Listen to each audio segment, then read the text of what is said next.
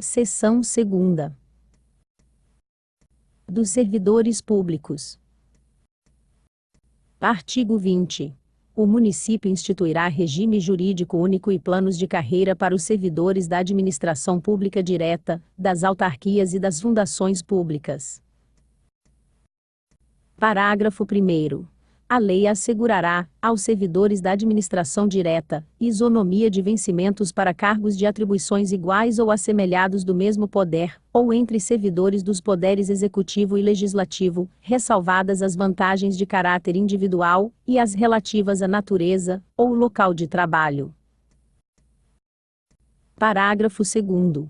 Aplica-se a esses servidores o disposto no artigo 7º, inciso 4º, inciso 6º, inciso 7º, inciso 8º, inciso 9º, inciso 12, inciso 13, inciso 15, inciso 16, inciso 17, inciso 18, inciso 19, inciso 20, inciso 22, 23 e 30 da Constituição da República. Parágrafo 3º. Assegura servidora gestante, licença, sem prejuízo do emprego, e do salário, com a duração de 183 dias, prorrogáveis no caso de aleitamento materno, por no mínimo, mais 30 dias, estendendo-se, no máximo, até 90 dias. Artigo 21. O servidor será aposentado. Inciso 1º. Por invalidez permanente, sendo os proventos integrais, quando decorrente de acidente em serviço, moléstia profissional ou doença grave, contagiosa ou incurável, especificadas em lei, e proporcional nos demais casos. Inciso 2º. Compulsoriamente, aos 70 anos de idade, com proventos proporcionais ao tempo de serviço. Inciso 3º. Voluntariamente. Alínea A. Aos 35 anos de serviço, se homem, aos 30, se mulher, com proventos integrais. Alínea B. Aos 30 anos de efetivo exercício em função de magistério, se professor, 25, se professora, com proventos integrais. Alínea C. Aos 30 anos de serviço, se homem, e aos 25, se mulher, com proventos proporcionais a esse tempo. Alínea D. Aos 65 anos de idade, se homem, e aos 60, se mulher, com proventos proporcionais ao tempo de serviço. Parágrafo 1º. A lei poderá estabelecer exceções ao disposto no inciso 3º, A e C, no caso de exercício de atividades consideradas penosas, insalubres ou perigosas. Parágrafo 2º. A lei disporá sobre a aposentadoria em cargos ou empregos temporários. Parágrafo 3º. O tempo de serviço público federal, estadual ou municipal será computado integralmente para os efeitos de aposentadoria e disponibilidade. Parágrafo 4º. Aplica-se ao servidor público o disposto no parágrafo 2º do artigo 202 da Constituição da República. Parágrafo 5º. Os proventos da aposentadoria serão revistos, na mesma proporção, e na mesma data, sempre que se modificar a remuneração dos servidores em atividade, sendo também estendidos aos inativos quaisquer benefícios ou vantagens posteriormente concedidos aos servidores em atividade, inclusive quando decorrentes da transformação ou reclassificação do cargo ou função, em que se deu a aposentadoria. Parágrafo 6º. O benefício da pensão por morte corresponderá à totalidade da remuneração ou proventos do servidor falecido, observado o disposto no parágrafo anterior. Artigo 22.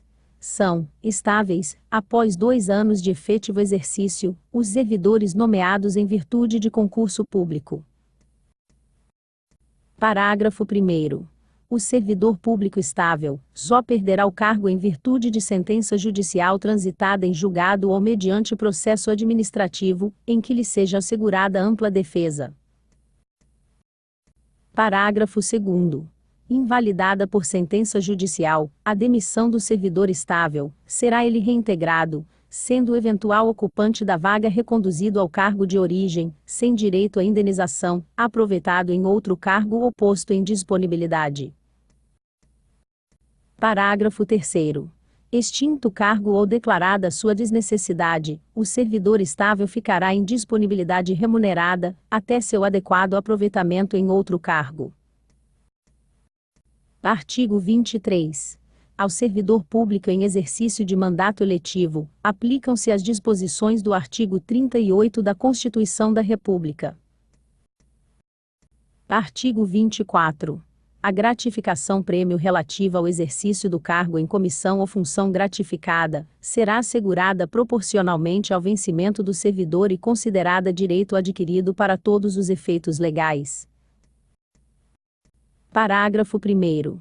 A gratificação-prêmio será reajustada toda vez que o forem os valores dos cargos em comissão e funções gratificadas, que serviram de base para a fixação da mesma, e na mesma proporção do reajustamento.